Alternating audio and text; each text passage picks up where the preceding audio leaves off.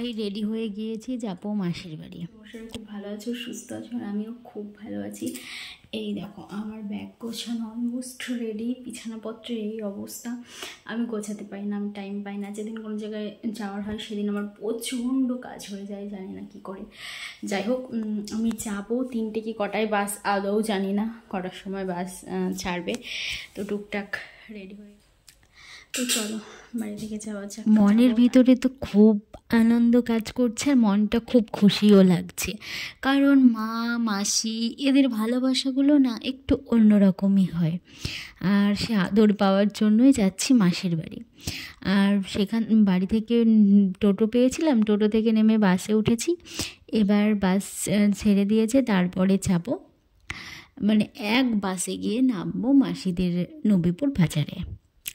তো আমি হেডফোন নিয়ে গিয়েছিলাম, সেটাতে গান শুনছিলাম আর যাচ্ছিলাম, তো খুব সুন্দর লাগছে। আর এই চারিপাশের রাস্তাটা, মনে মনে ভাবছিলাম 11-12 যখন আমি পড়াশোনা করেছি সেই টাইমটায় এই রাস্তা দিয়ে আমাকে প্রত্যেক দিন যেতে হতো।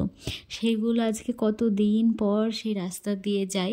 এটা জলঙ্গের পদ্মা, জলটা অনেকটাই শুকিয়ে গেছে বা কমে গেছে। দাঁড়াও তোমাদের দেখাতে পারি কিনা। হ্যাঁ, ওই দেখো, দেখছো একদম তরকারি আছে, আর ওখানে মাংস নিয়ে এসে রেখেছে। সেই মাংসের মশলাপাতিগুলোই আমি কাটছিলাম। মাসি এসে তরকারিটাও চাপিয়ে দিয়ে গিয়েছিল বাজারে, মানে বাইরে। আর এই দেখো, পুচকের জন্য আমি কত কিছু নিয়ে গেছিলাম, বলবো না, সামান্য কিছু নিয়ে গেছিলাম ওর জন্য মেলা থেকে কিনে। আর এখানে মাসি কাজ করছে, আর ও আমার জন্য নাকি এটা বানিয়েছে, আমাকে আসলে ওটা দিবে। আর ও আমাকে এতটা জ্বালায়, তোমরা একটু শুনে নাও। এখানে যে শাক আর বড়ি দিয়ে, আলু দিয়ে নিরামিষ একটা তরকারি, বেগুন টেগুন দিয়ে, আর ফ্রাইড রাইস আর মাটন, সেটা দুপুরবেলায় হবে। সব সময় ও ফোন নেওয়ার জন্য এরকমই করে। আমি এখানে খেতে বসে গেছি, ও খাচ্ছে, ও ভাত একদমই খেতে চায় না। আর ওর পরীক্ষা ছিল, তাই ও পড়া স্কুল খুব একটা সময় পেত না, যদিও যেই টাইমটুকু বাড়িতে থাকতো ও রসুন গাইস, পাঠি না, সরি পাঠা। হ্যাঁ পাঠা, ঠিক বলেছিস। আর এখানে কি হবে? এখানে এটা কি হবে? এখানে আমি একটা কথা, যে পাঠা না পাঠি যেটা বললো, কারণ এর আগে আমি ওদের বাড়িতে গিয়েছিলাম এই 1 মাস মতন আগে। তখন ও মেশো খাসির মাংস নিয়ে এসেছিলো, তো সেটা দেখেও বলেছিল পাঠির মাংস। তো সেটা ওর মনে আছে, ওই ভিডিওগুলো আমার কাছে আছে, আমি পোস্ট করতে পারিনি, যদি কখনো পারি তোমাদেরকে দেখাবো। তারপরে ওখানে সব কিছু মাসি আর আমি মিলে তরকারি কাটাকুটি করছিলাম। তারপরে সেখানে রান্না চাপিয়ে দিয়েছি, আমি টুকটুক করে এগুলো ভাজছিলাম। আর বলবি তো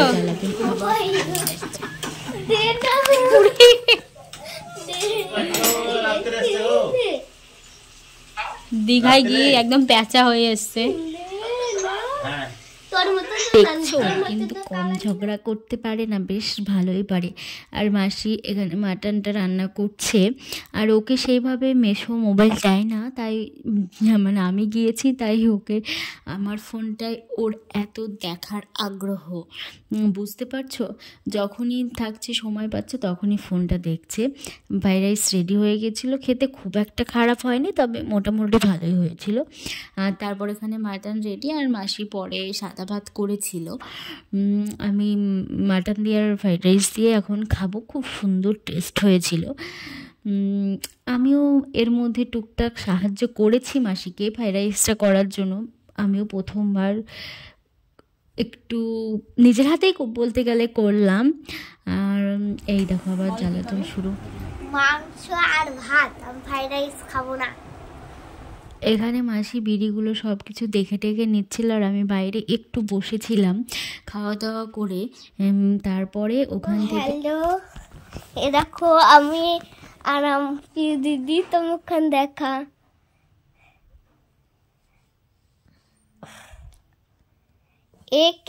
কে চিনো, ফোনে ক্লিক করে যাবে।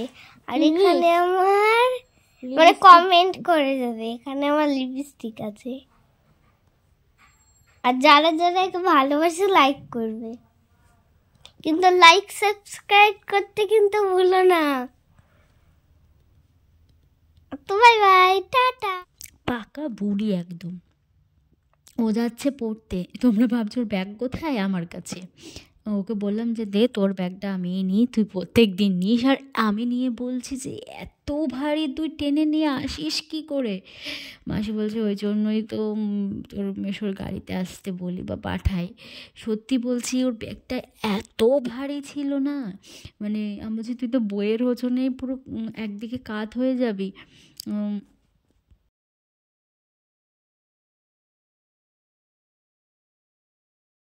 এটা মিষ্টুদের স্কুল। ওকে ওখানে পড়ার কাছে রেখে আমি এসেছি ওদের স্কুলটা দেখতে, আমি আর মাসি দুজনেই।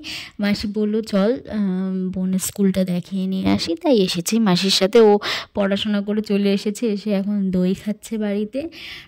আর আমার পরের দিন বাড়ি যাওয়ার কথা ছিল, মানে পরের দিন একদিন পরে বাড়ি চলে আসতাম, কিন্তু আসতে পারিনি।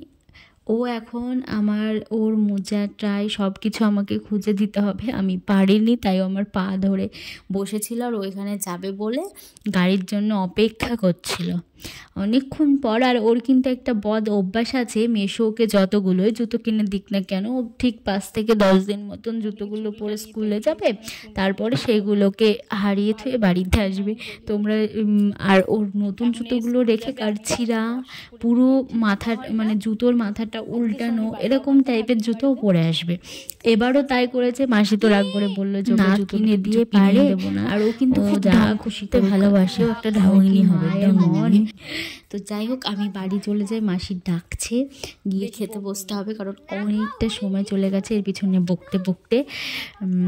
তারপরে বাড়িতে গিয়ে খাওয়া দাওয়া করতে হবে ঘরের মধ্যে গিয়ে। আর ও আজকে দেখাতে পারলাম না, পরের দিন যদি ও যায় তাহলে আমি তোমাদেরকে অবশ্যই দেখাবো স্কুল যাওয়াটা। ওর আরও বান্ধবী আছে। আর আমি এতটাই মানুষ যে মানে ল্যাদখোর বা কুড়েমো বলতেই পারো তোমরা। সকাল থেকে ব্লগটা ঠিক শুরু করেছিলাম, কিন্তু কোনো ব্লগই আমি শেষ করতে পারিনি। এখানে রান্না হয়েছিল ভাত, বেগুন ভাজা, সিম ভাজা, বাঁধাকপির তরকারি, স্যালাড আর মুগের ডাল। কারণ আজকে শনিবার ছিল, আর শনিবারের দিন মায়ের পুজো হয়েছিল মাসিদের পাড়ায়, সেই ঠাকুরটাকে বিসর্জন দেওয়ার জন্য নিয়ে যাচ্ছিল। আর এটা রাত্রিবেলা। এখানে হবে আলুর তরকারি হবে, বল লুচি হবে, কি কি হবে, আর এক্সট্রা কিছু হলে সেটাও জানাবো। আর আমার বোনটি বসে বসে আর আমার সারাদিন আমার ফোন দেখার মাস্টার। আমি স্কুল প্রাইভেট করতে করতে ব্যস্ত, আর যেইটুকু দেখবে ইনস্টা, আর সম্পূর্ণ নেটটা 5 থেকে 10 মিনিট টাইম নেয়। আমার ইনস্টা খুললে খুব নেট খাই। এই দেখো, আমার বাড়িতে নেট শেষ হতে চায় না, আর এখানে এসে আমি নেট পাই না।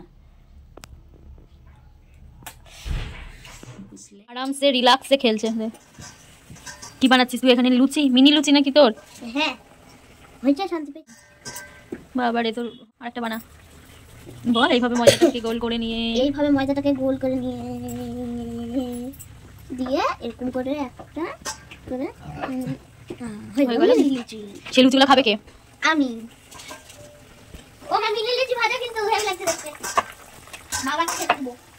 এখানে আলুর তরকারি, লুচি, সুজি সবটা হয়ে গেছে। আর সুজি হওয়ার কারণে কড়াইয়ে চারিপাশটা এরকম পুড়ে গেছে, দুধ ছিল বলে।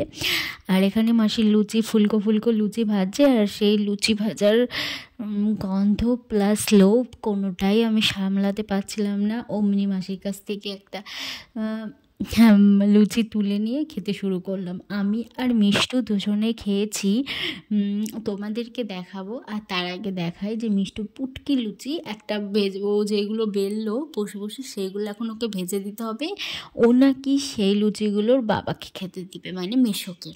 তো সেই লুচি কি ফলে মাসি তো কিছুতে নিতে চাইছিল না, কারণ গ্যাসের ওপরে ভেজেছে, কোথায় নোংরা টোনরা ছিল হয়তো। তো যাই হোক, তারপরে লুচি নিয়ে আমি আর ও দুজনাই খাওয়া শুরু করে দিলাম। আমার খালি লুচি খেতে খুব ভালো লাগে, তরকারি বা কোনো কিছুর সাথে খাওয়ার থেকে মনে বলে আমি খালি লুচি খেতে পারবো। রাত্রিবেলা লুচি, আলু তরকারি আর মেশো দই নিয়ে এসেছিলো। এটা তার পরের দিন। খালি কি আমার ভিডিওতে রান্না বান্না খাওয়া দাওয়ারই ভ্লগ হচ্ছে, আর অন্য কিছুই হচ্ছে না, বুঝতে পারছি। আর তারপরে আবার মাসে একটা 5 রকমের তরকারি, মসুরের ডাল বাটা আর মাছের ঝোল রান্না হয়েছিল সেদিনকে। পরে আসতে চাইছিল না, খাওয়া দাওয়া করবো। আর এটা সন্ধ্যাবেলা মিষ্টি দেখ ভালো লাগবে তাই এসেছে। আর আমি তো সেদিনই, তার পরের দিন আমার জ্বর চলে এসেছে একদম। তো আমি শুয়ে পড়েছিলাম, আর মেশো দেখছি রোল এনে দিল খাওয়ার জন্য। গাটা এত গরম হয়েছিল, না হলে আমার কালকে বাড়ি যাওয়ার কথা ছিল। খুব জ্বরের জন্য আমি বাড়ি আসতে পারিনি, সেই দিনটা থেকে যায়। আর মেশো বললো যেহেতু আমার বরের আনতে যাওয়ার কথা ছিল, আর ওই দিনটায় ও সব কিছু প্ল্যান করে রেখেছিল, ছুটি নিয়ে রেখেছিল। ও যেতে পারেনি বললে আরও পরে যেতে পারেনি, মানে পরে আর হয়নি, আমাকে নিতে যাওয়ার পক্ষে সম্ভব হয়নি। তাই মেশো বললো আমিই তোমাকে গিয়ে থুয়ে আসবো। আর এটা পরের দিনের ভ্লগ। মেশো এখানকার জিলিপি নিয়ে এসে দিয়েছে, আমি মাসিও খাচ্ছি। আর মুখটা না পুরো মিষ্টি হয়ে গেছিলো। কোনো মানুষই একটা সম্পূর্ণ খেতে পারবে না, মানে কন্ট্যাক্ট করতে পারো আমাদের নাম্বারে। বদমাইশটা দেখো, শুধু আমার সাথে কোনো ভাতা লাগবে না, মানে মাইনা লাগবে না, শুধু খাবার দিলেই হবে। যাওয়ার সঙ্গে সঙ্গে 1 প্যাকেট ম্যাগি রান্না করে দিতে হবে।